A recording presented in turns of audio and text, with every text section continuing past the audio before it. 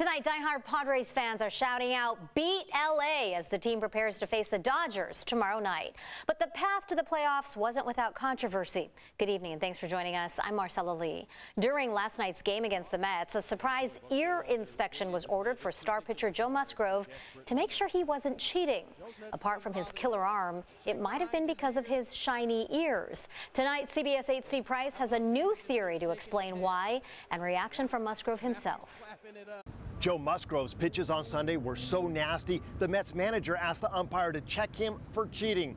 The El Cajon native was cleared, and after the game, he talked about the mid-game search. Side 3-2, Lindor, swing and a miss. McNeil strikes out. Strikes him out. Joe Musgrove kept the Mets batters off balance all game, giving up just one hit. Buck Showalter is walking onto the field. Showalter, the Mets manager, talked to the umpire, questioning Musgrove's integrity. His pitches so effective, he wondered if he was using an illegal substance. They're checking the glove of Musgrove. They'll look at the hat. Pitchers have been busted before for things like scuffing up balls or making them sticky, which affects the way they spin, so that wasn't really unusual. But after the umpire didn't find anything wrong with his glove and hat, he had one more request. I said, "I'm going to have to touch your face." I said, "You go ahead." And that led to this bizarre scene. Checking his ears. Musgrove's ears did look strangely shiny, leading one major leaguer to speculate that he was using something called Red Hot. The player claims it can help you focus and is not illegal.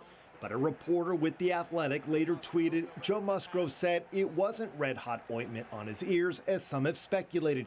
He says he got a massage shortly before the game. It could have been lotion or it could have been anything. But they checked. They found nothing. That just tells you how nasty Musgrove's been. Musgrove, who has thrown the Padres' only no-hitter and has no history of cheating on the mound, says he holds no hard feelings. I mean, I get it, man. It's do or die game for both sides. The loser goes home, so I was cruising up to that point. I think he was just doing whatever he could to get me out of that game and get to the bullpen, so that's what it is. If Showalter was trying to rattle Musgrove, it definitely didn't work. He pitched 2 more innings and didn't give up another hit. If anything, it kind of lit a fire under my ass a little bit. Musgrove, advantage tonight. Now, I should tell you that Musgrove's spin rate last night actually was up from his season average.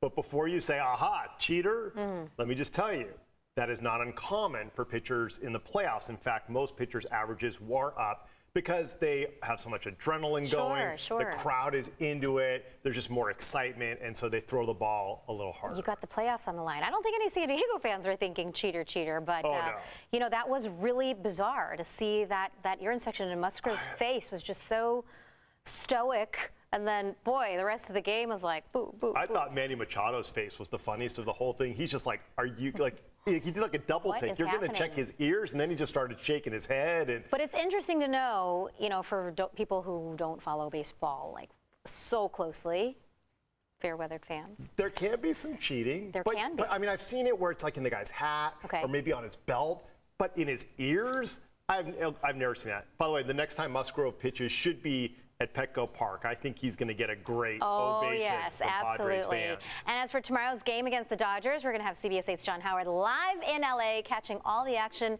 and reaction from fans, and I'm sure Padres fans are going to have a lot to say. Beat LA. There you go. Thanks, Steve.